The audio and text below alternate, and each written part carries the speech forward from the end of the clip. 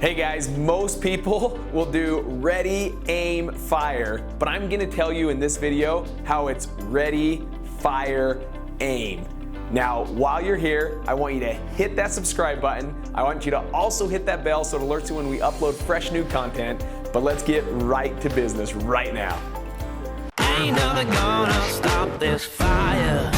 I can't believe his business is so incredible, and if I can do this, every single one of you can do this. Every single one of you. Something higher. Ain't never gonna stop this fire. Hey guys, Cody Hofhine with Wholesaling Inc., the #1 wholesaling coaching program in the nation. And we're gonna break down how most people will take the soft approach or the safe approach of ready, aim, fire. Meaning you bring the gun up, you really just take a lot of time aiming, and then finally when you feel comfortable, you pull the trigger, you fire. What I'm gonna tell you is if you wanna succeed in entrepreneurship, you can't sit there and wait for a perfect plan. It's now ready, fire, and then aim and see if you hit.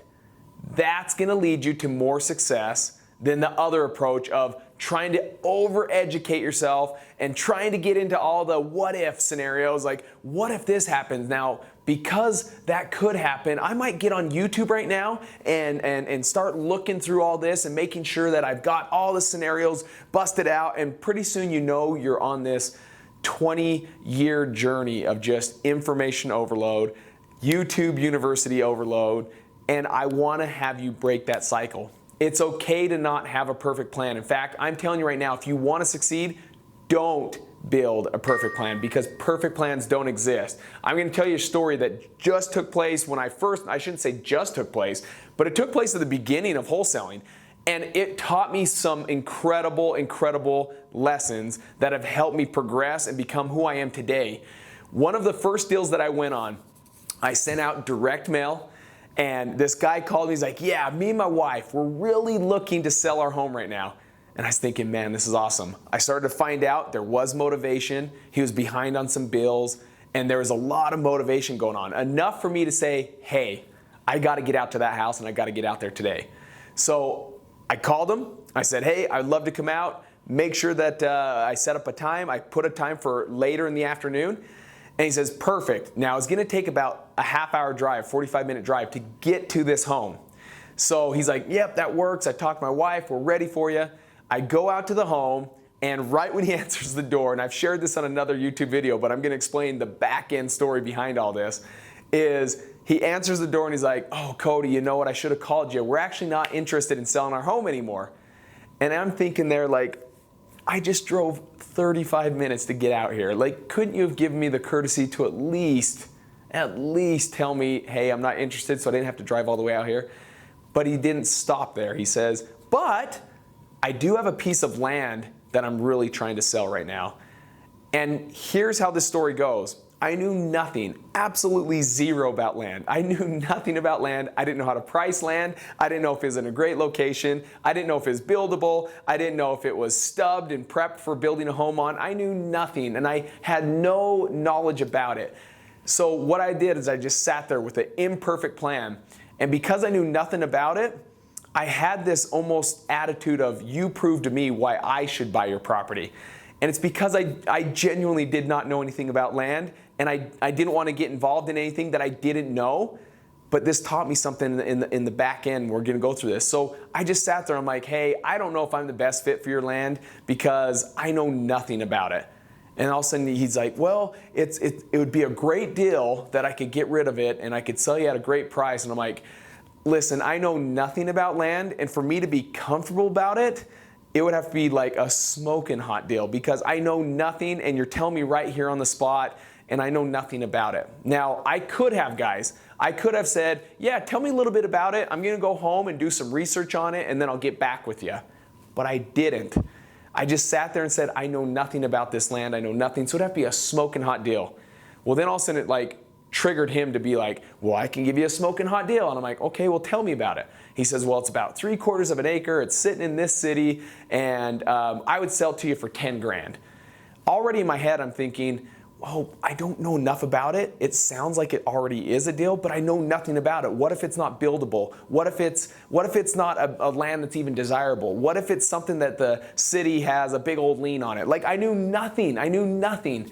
So I said, yeah, I'm sure that's a great deal. I think that sounds awesome, but I just don't know anything about it. I don't think I'm your best fit. I think if you wanted me to buy it, like, I'm talking maybe $1,000. That's how smoking of a deal I would need on this one. And he's like, well, I can't do $1,000. I'm like, I don't expect you to. I think you should list it or do something else or find someone that loves land. I don't love land and I know nothing about it. He's like, well, hey, how about this? If you buy it from me today, I'll give it to you for $3,000. And that's when I was just like, what the heck? So in my mind, even though that was still a lot of money for me at that time, I thought, oh, man, there's a good chance. Yes, could there be something that's wrong with this land? Could there be something that I can't build on it? Could there be something that makes it where this land's just not even valuable, not even worth the $3,000? Yes. But I also saw that the potential, if it was buildable, I saw the potential that if it was a good lot, that maybe it could sell for 20 grand, maybe it could sell for 50 grand, maybe it could sell for 100 grand, who knows? So I moved forward. Even though it was a lot of money at that time, I knew the risk behind it was, yes, I could lose $3,000, but the reward could be, holy smokes, I don't know, let's see what we can do. But here's what I learned, guys. Because I went in with an imperfect plan, I was able to just on the spot truly talk to this individual with my true heart of, I know nothing about this, it'd have to be a smoking deal. And because of that, the guy was able to just sit there and talk. And he's like, yeah, okay, well, yeah, I mean, I want to sell it for 10 grand. I'm like, no, I'm talking like $1,000 because I genuinely didn't care. I knew nothing about it. And then he got it down to 3,000.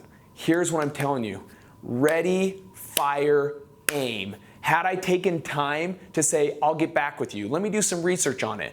And now all of a sudden I spend a week studying about, okay, I'm gonna go to the city, I'm gonna ask, is this buildable? I'm gonna go to the city and do this, I'm gonna go to the land itself, I'm gonna knock on the neighbors' doors, and then I'll get back to you in a week.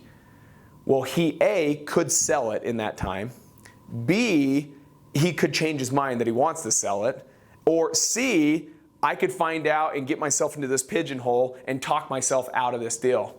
But what I did is imperfectly, I moved forward. Ready, fire, then aim. I bought it, and here's the best part.